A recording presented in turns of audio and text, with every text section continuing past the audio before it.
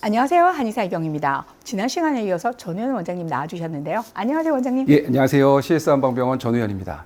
원장님께서는 당연히 완화 치료, 이것이 얼마나 중요한지 그 중요성에 대해서 잘 알고 계시죠? 자, 암 환자를 주로 보는 저희 CS의 스텝이라면 누구나 완화 치료의 중요성은 잘 인지하고 있겠죠. 자, 암 환자에게 완화 치료는 매우 중요하잖아요. 예, 맞습니다. 특히 암의 초기 진단을 놓치거나 진행성인 경우라면 더욱더 필요한 치료라고 할 수 있는데요.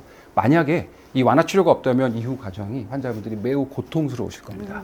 그런데 말이죠. 이 완화 치료를 암 말기에 진행하는 호스피스 치료와 아주 똑같다. 이런 개념으로 받아들이시고 기피하거나 혹은 표준 치료만 중요하고 완화 치료는 필요 없다고 생각하시는 분들이 계신 것도 또 사실입니다.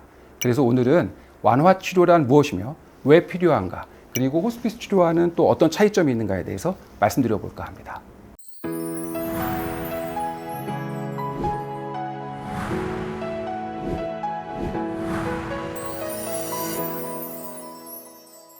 그럼 우선 암 환자의 완화 치료에 대한 정의부터 필요할 것 같은데요. 자, 완화 치료란 암 자체로 그리고 암 치료로 인해서 발생하는 모든 종류의 그러니까 신체적, 정신적, 사회적, 영적 고통을 완화해서 삶의 질을 향상시키는 치료죠.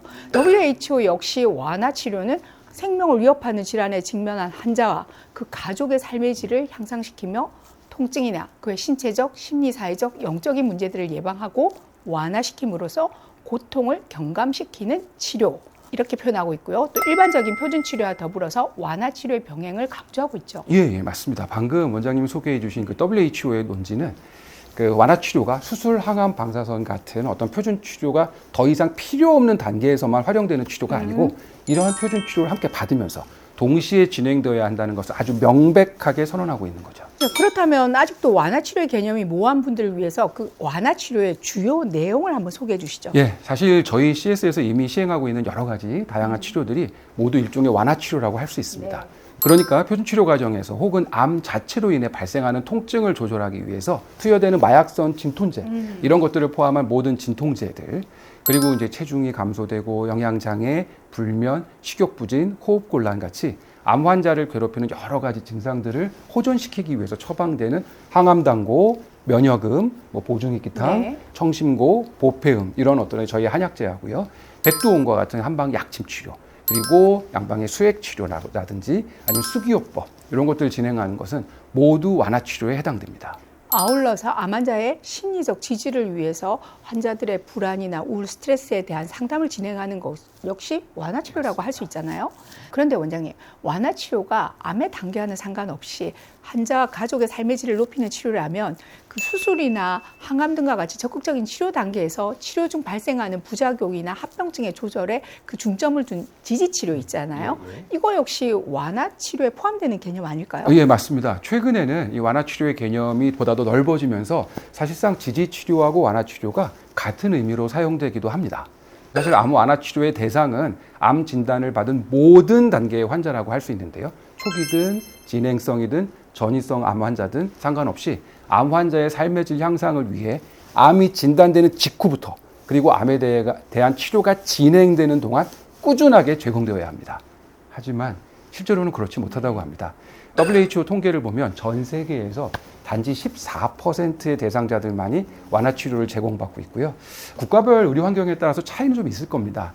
하지만 아직도 암 치료 및 관리에 있어서 표준 치료만 고집하고 암 완화 치료의 중요성을 간과하는 경우가 많다고 하더라고요. 멀리 갈 것까지도 없죠. 수술, 항암과 같이 한두 가지 방법만으로 실패를 거듭해오던 암 치료의 극복을 위해서 통합적인 치료 체계가 필요하다는 것은 저 일선에 있는 저희들이 가장 많이 느끼고 있잖아요. 예, 맞습니다. 실제로 NCCN, 그러니까 미국 국립종합암 네트워크에서는 암 환자의 삶의 질 향상을 위해서 완화 치료 가이드라인을 제공하고 있고요. 특히 ACCO, 즉 미국 임상종양학회에서는 진행성 암 환자 같은 경우에는 진단 초기부터 표준 항암 치료하고 함께 완화 치료를 병행할 것을 아주 강력히 권고하고 있는데요. 이런 권고를 하는 배경에는 이 완화 치료가 환자의 증상 조절이나 삶의 질 향상, 더 나아가서 생존 기간 연장에 긍정적인 영향을 미친다는 연구 결과가 있기 때문입니다. 이러한 ASCO 가이드라인은요, 완화 치료가 암의 치료 수단이지 말기 암 환자의 임종기 돌봄의 수단으로 국한시키면 안 된다는 점을 분명히 하고 있잖아요. 자, 그리고 호스피스 치료도 완화 치료에 한 형태로 볼 수 있을 텐데요. 완화 치료 이꼴 호스피스 치료라고 생각하시는 분들을 위해서 그 대상과 치료 내용의 차이도 한번 알려주시죠. 예. 호스피스 치료는 더 이상 암의 완치를 위한 아주 적극적인 치료가 어렵다고 판단되고 예상되는 남은 기간 여명이 6개월 미만이라고 진단된 말기 암 환자에게 제공되는 치료인데요. 환자가 남은 삶을 최대한 편안하게 의미 있게 보낼 수 있도록 도와드리고 환자와 가족이 모두 다 죽음을 받아들이고 준비할 수 있도록 도와주는 것을 목표로 합니다. 완화 치료와의 가장 큰 차이는 암에 대한 적극적인 치료가 호스피스는 완전히 중단되고 통증 조절을 포함한 증상 완화에 좀 더 집중해서 치료가 진행된다는 점이고요.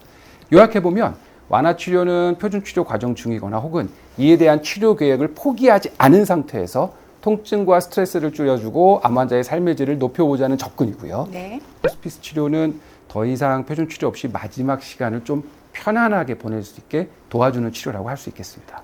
정리해보자면요. 완화 치료는 암의 종류, 암의 병기와 상관없이 암을 진단받는 순간부터 적극적으로 받아야 하는 치료이며 표준 치료 외의 대부분의 치료는 이 완화 치료의 개념 아래 진행된다고 보시면 되겠습니다. 저희 CS 역시 환자의 삶의 질 그리고 표준 치료의 효과를 높이고 암의 진정한 극복을 위해 다양한 완화 치료 방법들을 계속해서 연구하고 있죠. 조금 낯선 개념일 수 있는 완화 치료에 대해서 잘 정리해 주신 전현 원장님 그리고 시청해 주신 구독자분들에게 감사드립니다. 감사합니다.